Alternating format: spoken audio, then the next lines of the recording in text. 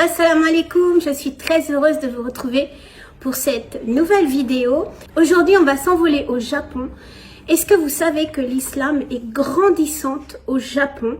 Alors souvent, on voit les pays peut-être européens ou arabes, et là c'est un pays qui est totalement, la culture est totalement différente de la culture arabe. C'est d'autant plus difficile pour eux. Et on va voir l'histoire d'un professeur, le professeur Okuda, qui est un éminent professeur et qui s'est converti à l'islam. On va voir pourquoi et comment et qu'est-ce qu'il fait par la suite.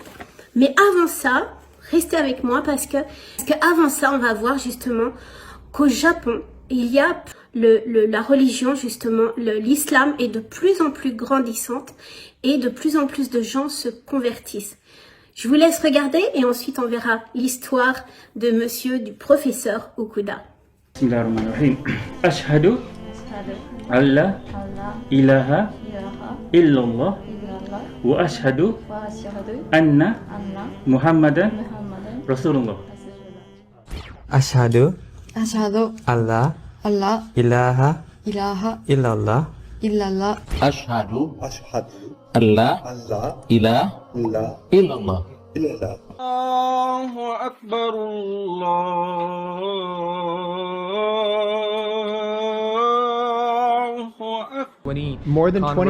Ici, dans cette mosquée, plus de 20 personnes viennent prononcer la shahada chaque mois et 90% d'entre eux sont japonais.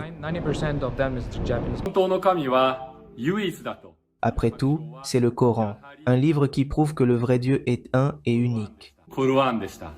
Donc le professeur Okuda, c'est un professeur qui était de sciences politiques, qui s'est converti, mais vous allez voir pourquoi il s'est converti et qu'est-ce qu'il a fait par la suite.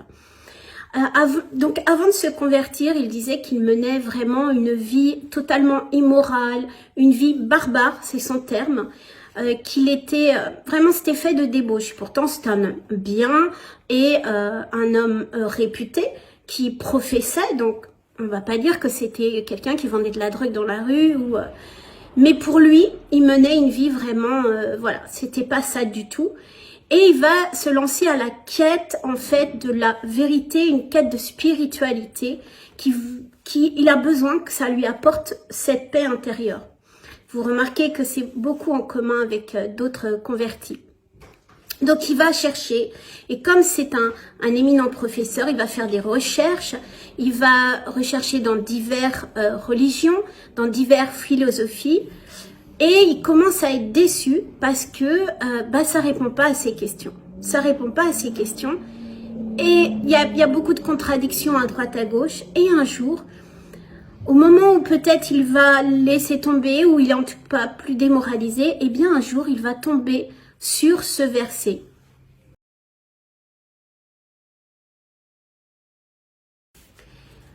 Et ce verset, nous avons créé l'homme d'argile, va complètement bouleverser sa vie. Vous voyez, il n'y a pas besoin des fois de faire des dawas de 150 heures. Juste le fait de comprendre que l'homme en fait est fait de terre et qu'on est tous égaux et que tout ça va résonner vraiment en lui. Et ça va complètement changer sa vie. Donc il va radicalement changer sa personnalité, c'est-à-dire que c'était un homme assez dur, assez fermé, qui communiquait peu, donc qui était qui demandait beaucoup à ses étudiants d'une façon arrogante aussi. Et il va complètement changer. Il va prendre quelques années, il va partir en Turquie parce qu'il veut apprendre l'arabe, il veut vraiment approfondir la langue du Coran. Donc il va partir en Turquie pour justement apprendre de plus en plus, non seulement l'arabe, mais la religion.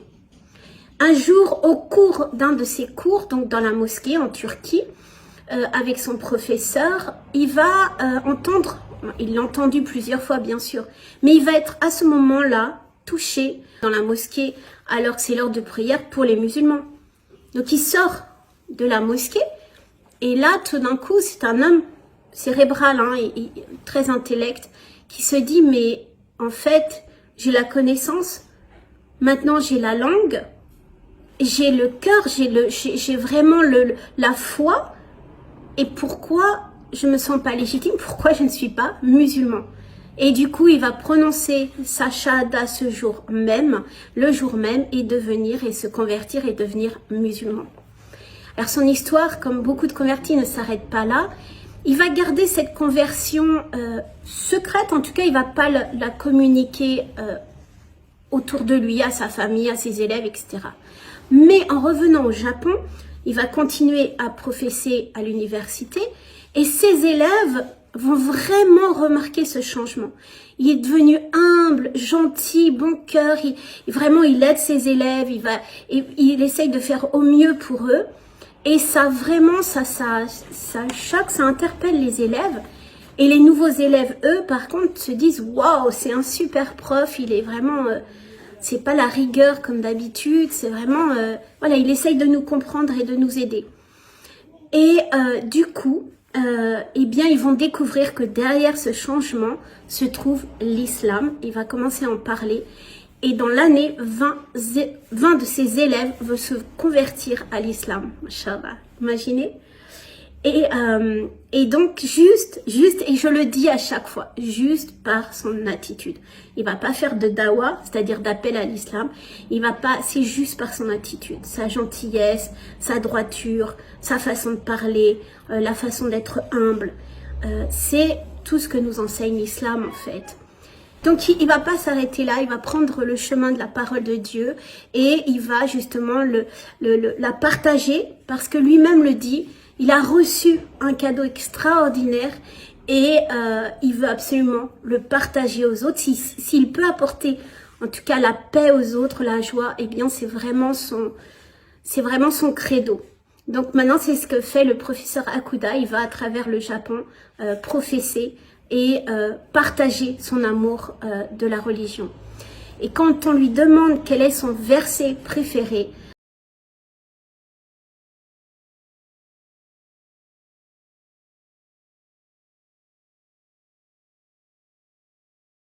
j'espère que cette vidéo vous a plu. N'hésitez pas à commenter, partager comme d'habitude avec un très grand plaisir. N'oubliez pas, la monétisation de toutes mes vidéos va à une association par la Palestine. Merci pour eux et merci pour moi. Ma salama.